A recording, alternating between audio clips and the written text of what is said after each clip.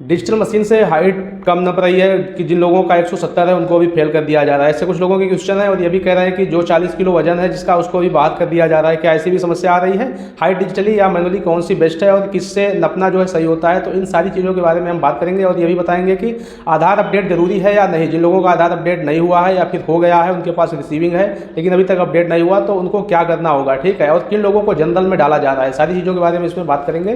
तो जय हिंद, आप सबका स्वागत है हमारे चैनल पे। तो सबसे पहले हम बात करते हैं कि जब आप DVPST के लिए जाते हैं तो वहाँ पे गेट पे सबसे पहले आपका एडमिट कार्ड चेक किया जाता है, ठीक। जब आप अंदर एंट्री लेंगे तो वहाँ पे जितने भी पैनल डिवाइड होते हैं, कुछ जिलों में 1 पैनल है, 2 पैनल है और कुछ जगहों पे क्या है कि 3 पैनल बनाए गए हैं, जैसा भी छोटा बड़ा जिला है और स्टूडेंट के हिसाब से। तो मान लीजिए कि जिस भी पैनल पे आप है, आपका फर्स्ट पे है, सेकंड पे है या थर्ड पे है, तो एडमिट कार्ड देख के वो लोग बता देंगे कि आपको किस पैनल पे जाना है। वहाँ पे आप बैठेंगे और वहाँ पे सीरियल नंबर वाइज सबका नाम लिखा होता है। मान लीजिए कि 50 लोगों का है तो 1 से लेके 50 तक नाम होगा, ठीक। तो सबसे पहले उसी का नंबर आता है जिसका कि पहले नंबर पे नाम होगा और DV होने के बाद आप वहाँ से छूट जाएंगे, यानी कि जिसकी सबसे पहले DV PST दोनों हो जाएगी, तो जिसका पहले होगा वो वहाँ से छूट जाएगा।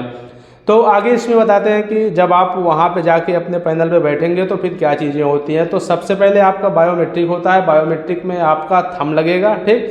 थंब लगने के बाद उसमें आपकी सारी डिटेल्स आ जाती हैं आधार से संबंधित, ठीक। तो यदि आपने अपडेट कराया है या नहीं कराया है तो उससे बहुत ज़्यादा समस्या होने वाली नहीं है, ठीक।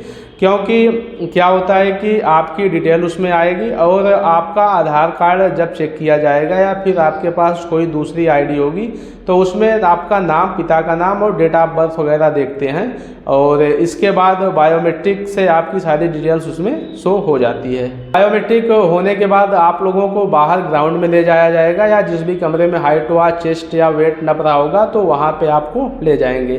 तो हाइट के लिए कुछ जिलों में डिजिटल हाइट नप रही है, कुछ जिलों में जो है मैनुअली हाइट नप रही है। तो सभी जगह पे डिजिटल मशीन नहीं है तो इस वजह से मैनुअल हाइट भी नापा जा रहा है। तो इसमें देखिए, इससे कोई भी प्रकार की किसी को समस्या नहीं आ रही है और ये मान के चलिए कि जिसकी हाइट 168 है या दशमलव में 0.12 सेंटीमीटर कम है या ज़्यादा है, उनको भी किसी भी प्रकार की कोई दिक्कत नहीं हो रही है, सब लोग पास हो जा रहे हैं, ठीक है। क्योंकि 1-2 लोगों से मैंने बात की और कुछ लोग बता रहे थे जिनकी हाइट कम थी उनको भी फ़ायदा उसमें हुआ है। तो बिल्कुल भी आपको परेशान होने की आवश्यकता नहीं है। अगर 1-2 सेंटीमीटर नहीं, 1.1-2 सेंटीमीटर यदि कम है तो आप बिल्कुल वहाँ पे क्वालिफाई हो जाएंगे। वेट की बात करें तो गर्ल्स का वेट नपता है, तो गर्ल्स में काफ़ी लोगों का वेट जैसे मान लीजिए कि 2 किलो, 3 किलो या 4 किलो तक कम है। तो जिसका ज़्यादा कम होगा उसको समस्या हो रही है, लेकिन जिसका 1 किलो या 2 किलो कम है तो वो अपना खा पी के, जैसे कि आपको थोड़ा समय दिया जाएगा तो आप केला खा के या फिर पानी वगैरह पी के उसको वेट को सही कर लेंगे, ठीक। तो उसके बाद जब आपका दोबारा वेट नपेगा तो 40 किलो वहाँ पे होगा तो आप क्वालिफाई हो जाएंगे, ठीक। सेम ऐसे ही चीज़ें चेस्ट के लिए हो रही हैं। चेस्ट में क्या है कि आपके निप्पल के नीचे से चेस्ट नापा जा रहा है और 79 सेंटीमीटर वो लोग नाप रहे हैं और इसमें भी आप मान के चलिए कि आपको 1 या 2 मौके मिलते हैं यदि पहली बार में आपका चेस्ट सही नहीं आ रहा या फिर फुलाव उसमें नहीं आ पा रहा है, ठीक। तो घबराना बिल्कुल नहीं है। तो चेस्ट के लिए भी आपको जैसे थोड़ा समय देंगे तो आप खा पी के डिप्स वगैरह मार के उसको सही कर सकते हैं, तो बिल्कुल परेशान होने की आवश्यकता नहीं है। हाइट चेस्ट वेट हो जाएगा। फिर उसके बाद सभी लोगों को जिस भी पैनल आप लोगों को मिले थे तो उस पैनल पे जाएंगे तो उसके बाद वहाँ पे आपके सारे डॉक्यूमेंट्स चेक होते हैं। तो सभी डॉक्यूमेंट्स की एक फ़ोटोकॉपी सबके पास होनी चाहिए, ठीक। तो जिनके पास एक फ़ोटोकॉपी नहीं होगी तो उनको समस्या होगी, तो कम से कम 2-2 फ़ोटोकॉपी अपने पास रखिएगा और कम से कम 2 फ़ोटो होनी चाहिए आपके पास, ठीक।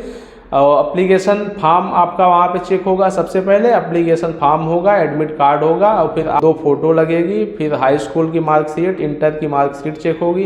तो हाई स्कूल और इंटर की मार्कशीट में क्या चेक हो रहा है, तो उसमें आपका जो नाम है, पिता का नाम और डेट ऑफ बर्थ चेक कर रहे हैं, सीरियल नंबर चेक कर रहे हैं और जो भी आपने रोल नंबर फिलअप किया है, तो यही सारी चीज़ें उसमें चेक की जा रही हैं, ठीक। और किसी के भी नाम में KM लगा हुआ है, या मान लीजिए कि राम लाल नाम है तो राम और लाल में स्पेस है, एक में स्पेस नहीं है, तो उससे कोई समस्या नहीं हो रही है। लेकिन जो भी भाई लोग एफिडेविट इसके लिए बनवा लिए हैं तो वो अपना एफिडेविट बनवा के लेके जाएंगे। ठीक है, आपका जाति प्रमाण पत्र चेक किया जाएगा और EWS चेक किया जाएगा। ठीक, तो EWS जिस भी फाइनेंशियल ईयर का उन्होंने मांगा था तो उसी सेम का होना चाहिए। ठीक, यानी कि प्रमाण पत्र भी 1 अप्रैल 2023 के बाद का, और फॉर्म की जो लास्ट डेट थी फॉर्म भरने की तो उससे पहले का जो है आपका होना चाहिए, जाति और EWS। निवास प्रमाण पत्र जो है वो बहुत पुराना ना हो, तो 1, 2 साल 3 साल पुराना जो है वो चल जा रहा है। ठीक, इसके जाति प्रमाण पत्र पुराने होंगे तो उसको फिर जनरल में डाल दिया जा रहा है। एक चीज़ को लेके सभी को समस्या है कि मान लीजिए कि कुछ लोगों का इंग्लिश में बना हुआ है तो क्या उससे भी समस्या हो रही है। तो देखिए, इंग्लिश या हिंदी से कोई समस्या नहीं है। ठीक है, आपका जाति या फिर निवास जो भी है वो होना चाहिए, इंग्लिश में हो या हिंदी में, उससे कोई समस्या नहीं हो रही। ठीक, तो ये चीज़ें चेक हो जाएंगी। उसके बाद जो भी NCC है और जो एक सर्विसमैन है या फ्रीडम फाइटर है तो उन सब का सर्टिफिकेट चेक होगा। जो UP गवर्नमेंट में पहले से एम्प्लॉई हैं तो उनके जो है NOC होना चाहिए। ठीक है, तो ये सारी चीज़ें चेक हो जाएंगी। तो उसके बाद आपकी DV यहाँ पे कंप्लीट होती है, और जो भी आपको फ़ोटोकॉपी आपके पास है तो सब में आपको अपने सिग्नेचर करने हैं, तो वहाँ पे वो लोग बताएंगे। तो सिग्नेचर करने के बाद सभी की 1-1 कॉपी वहाँ पे जमा होती है, 2 फोटो आपकी जमा होगी। ठीक, और स्वघोषणा पत्र जिनके भी पास नहीं है तो उनको बिल्कुल भी घबराना नहीं है। तो यदि वो अपना नहीं मिलता है तो वहाँ पे कई सेंटरों में जो है वो दिया जा रहा है, तो स्वघोषणा पत्र दिया जाएगा। उसमें जो भी डिटेल्स होंगी उसको आप भर के वहाँ पे अपना जमा कर देंगे। इसलिए कि जो भी DV हो रही है वो बहुत ही अच्छे तरीके से कराई जा रही है, किसी भी प्रकार की कोई भी समस्या कहीं भी नहीं हो रही है। ठीक, हाइट और चेस्ट को लेके बिल्कुल बेफिक्र रहिए। आपका यदि सही है तो बिल्कुल सही नपेगा, किसी भी प्रकार से गलत नपने वाला नहीं है। और जो लोग डरा रहे हो तो उनसे बिल्कुल बच के रहिए और उनकी बातों को ध्यान मत दीजिए।